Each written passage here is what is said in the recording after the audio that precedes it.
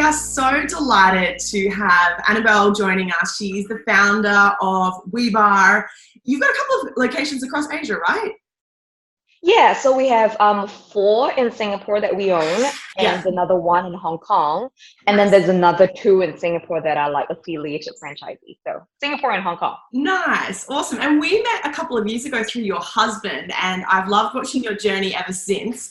You've built such an amazing culture and community through the studios as well. It's been awesome to watch. So you can check them out on WeBarre with a double R. On Instagram. And today we're going to be talking all things decluttering and just kind of like minimizing and minimalizing your life, I suppose. So Anabel, can you tell us a little bit about kind of like your ethos around this? Okay, so like I feel minimalist living is about the intention, like making space and time for the things you love, taking away everything that distracts you away from them. Then you become a little bit more intentional with what you choose to do, what you own, and that impacts your living, thinking, and even your perspective in life. And yeah, and I think it's a tool to finding freedom. And so what kind of drove you, I guess, to go through this process? Like, did you have sort of like an aha moment about like simplifying and streamlining your life? You know what? I thought you might ask that, and I was thinking about that as I was brushing my teeth earlier today. I'm not sure where it started from, but I think if there was anything when we were kids, my mom is an absolute Nazi for making us pack our rooms. So every 3 months, just like, yeah, this is it. I'm bringing a big bag to your room, clean your shit. And I think it started from there because it felt so good packing it. The irony is that now she's becoming a little bit of a hoarder. I don't know why, but I've always enjoyed that. And honestly, when I first broke up with my first boyfriend, and I recall, telling my husband about this as well, the one thing that my mom did for me that was amazing, also because she's not the chummy and, let's sit down and talk, that type of person. The best thing that she did for me was, let's sit down, let's pack your room together. And that took us like 3 or 4 hours. And I felt like that was exactly what I needed instead of having like a heart-to-heart conversation at that point in time.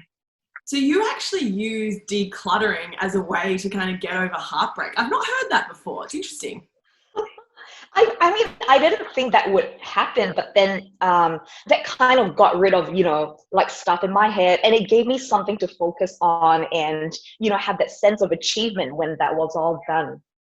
That's so interesting. So let's pretend you're in a great relationship now. You're expecting a baby very soon. Very exciting news.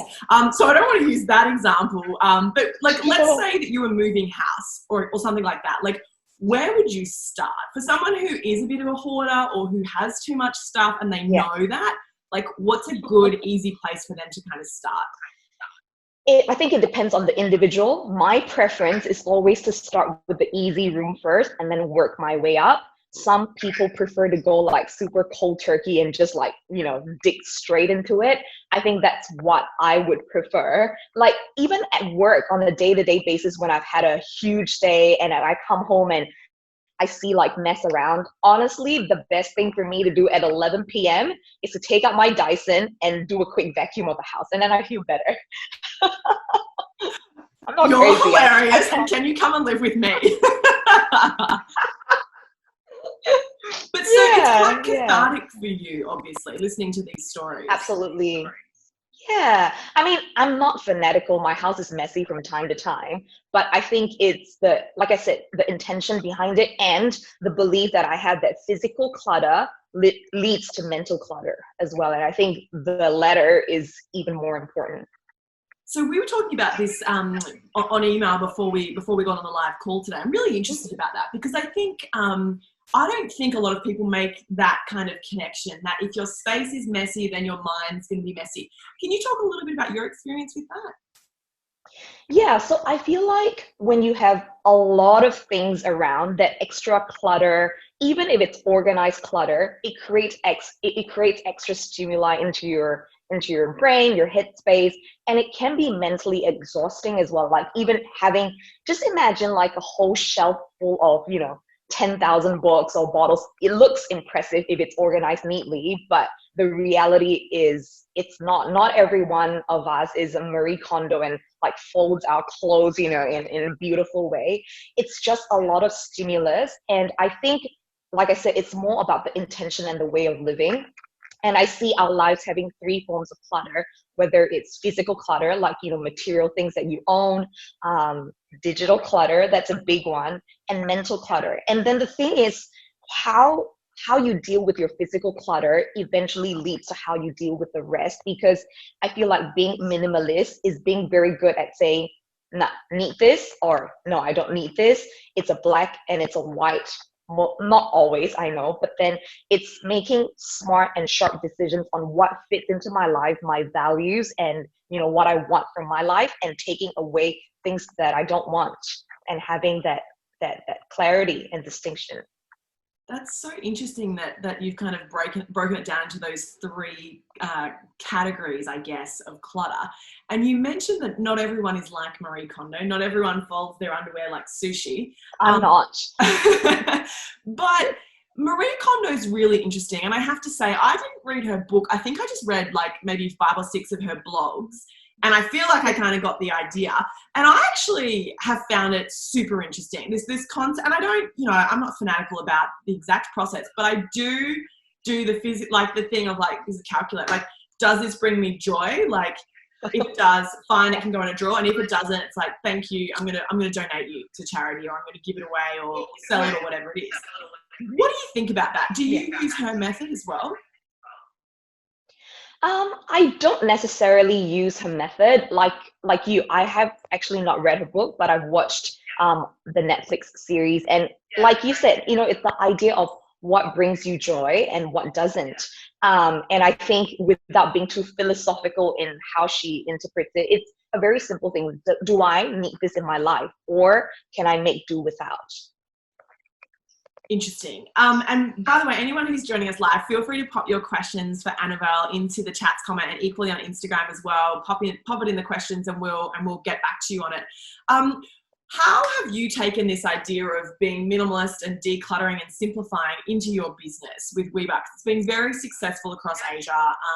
You know, you've got a community of thousands and thousands of people. Like, how has that attitude helped you grow your business in a way that is manageable, I suppose? Interesting question. Thinking about it right now, I think whatever we do with WeBarre, and I think our team, our clients, they attest to that, is that we are very focused in terms of what we do.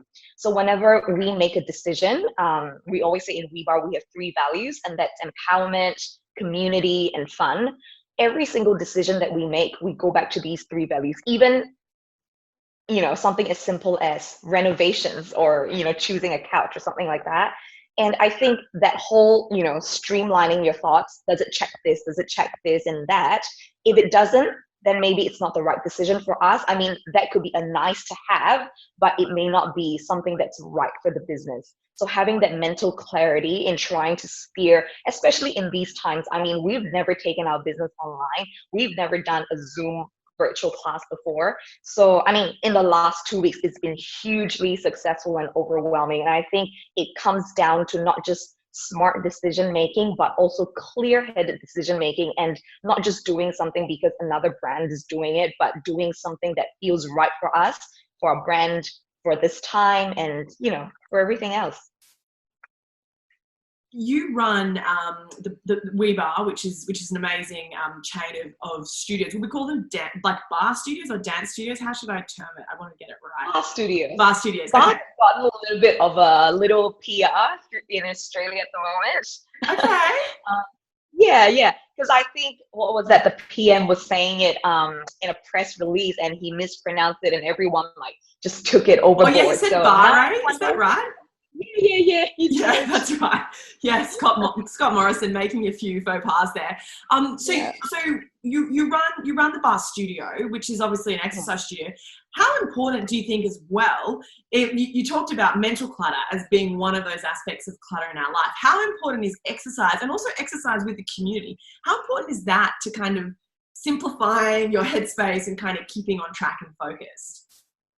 Yeah, so several things I can think of. One is that the 60 minutes that you're in the studio working out, it's a very focused workout. So I think for us, it's not just being physical. I think a lot of stuff goes in the background to make it intentional as well, whether it's the music, the journey, how, our instructors motivate. And we try to pack that 60 minutes, and we call WeBarre your happy place. So you come in, the next 60 minutes, it's just you and your workout, and you don't think about anything else. So it's kind of like, partitioning yourself. I'm going to be present. I'm going to be aware. I'm going to be focused in what I'm doing. So I think that goes, a way of saying like, I can wait, my to-do list can wait, and I just want to do this. And I think one of the best ways to avoid mental clutter, which might come as a surprise to many people, including myself, is to avoid multitasking, actually. Because when you're multitasking, I mean, some people are great at multitasking, that's fine. But the thing is, the fact is that you are pulling your attention in several different directions. But the thing is, when I want to have a conversation with you, let me just have that conversation with you. Or if I'm working on something, let me just work on that. I'll be faster, I'll be more committed, and I can think with way much more clarity. The multitasking is really interesting, and I have to say that I'm a victim to that often. And I know that it doesn't make logical sense, and yet for some reason I think that I can be better than the science and kind of still be productive. But obviously I'm not. But I love that about WeBarre, because on your social media as well, you are very intentional, and you do ask the community, when you're with us, please work hard, please sweat. And then when you're out, like, get on your Instagram, do work, check emails, be with your family. But while you're here, please be here. And that's really interesting. Is that something that you and your team kind of set up intentionally as part of the culture? I think it wasn't something that we wrote in the SOP, be present, do not think about anything else when you're in the class. But like I said, with everything else that we've done, with whether it's, making decisions that are in line with our values, whatnot, it kind of came naturally as something that we would do. Like, if you were to make this an empowering and a place for your community, then no, I don't want to share that time with something else at work that could be bothering me. So I think it was kind of a natural progression. Yeah, I love that. No, we're so grateful to have had you on today's Power Pep Talk. And just before we wrap up, are there any top tips that you've got for someone who's watching this thinking, I do feel a bit cluttered in my physical space, in my mental space, in my digital life? Like, what would you, Anabel Chew, what would you suggest that they kind of do as a baby step to work towards simplifying? I think develop a positive mindset about it. Don't think about, don't focus on subtracting, like, oh, I can't have this, I don't want this, and all that. Think about, the positive side, like the glass is half full, choose what to keep instead. Think about, not subtraction, but then think about trying to simplify things, and where possible, try to automate, delegate, outsource. I ask myself, have I used this in the last 3 months, or have I been thinking about this for the last 3 months? If I don't need it, like, for example, I signed up for TikTok. I've not used it for 3 months. I think I'm going to delete that out of my phone. That's digital clutter that I don't need. And I think, just set a rule for yourself, whatever that means. Like Matt, my husband, has a rule. If he buys one item, he has to give away or throw out something that he already owns.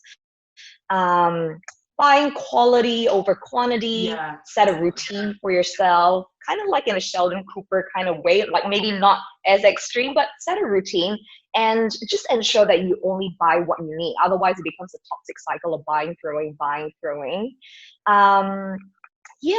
And I would say start with the physical first, because that's something that you can perceive right away. Like, I can take this and put it aside, and that's so. Sorry, before I continue, a lot of people have the misconception that decluttering is reorganizing. I don't think it is. So you can't just take everything that you own and reorganize it and call that decluttering. In a way, the thing is, out of all these things that you have, you really don't need everything that you have out there. So declutter, start with your physical spaces. Then I think move on to your digital, like clear out any apps that you don't serve you anymore. Unfollow, unfriend any platforms that doesn't serve you anymore. And then and then you can start looking inwards to yourself, whether it's streamlining financial commitments, scheduling, me time, focusing on, listing down your values and priorities, and start that habit of being decisive. What do I want for my life? Do I need this in my life or not? and then, I don't know, hopefully coming to the conclusion that your time is your biggest asset and you should spend it wisely. I love that. And I think something that you touched on that really resonates with me is don't think about decluttering as a negative. Actually see it as, what are you going to gain from this? And so, yes, maybe you're going to take your wardrobe from 20 pieces down to 15, but like, what a gift to be able to give those 5 pieces to a friend or to someone who's lost their job, or to donate it to a thrift store or a charity. Absolutely. You know, and someone else is going to get so much joy out of that. And maybe it was amazing, and maybe, you know, you wore it every day like 3 years ago, but you haven't worn it since.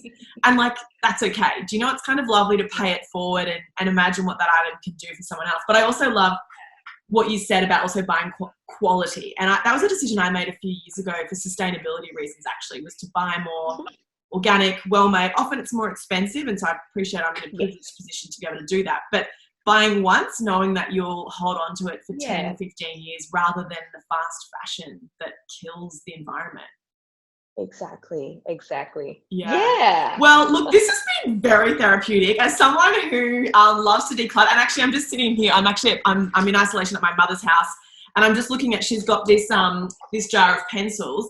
And actually something that I do in my office in New York is, when I'm decluttering, I literally will get every pen out and see, does it still work? Like, and if it doesn't, I'll chuck it out. And also I'll be like, do I need 7 blue biros? No, I don't. And I will give them away.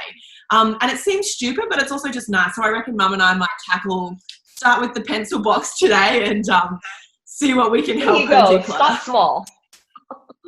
Yeah. Start small, start with something that's easy.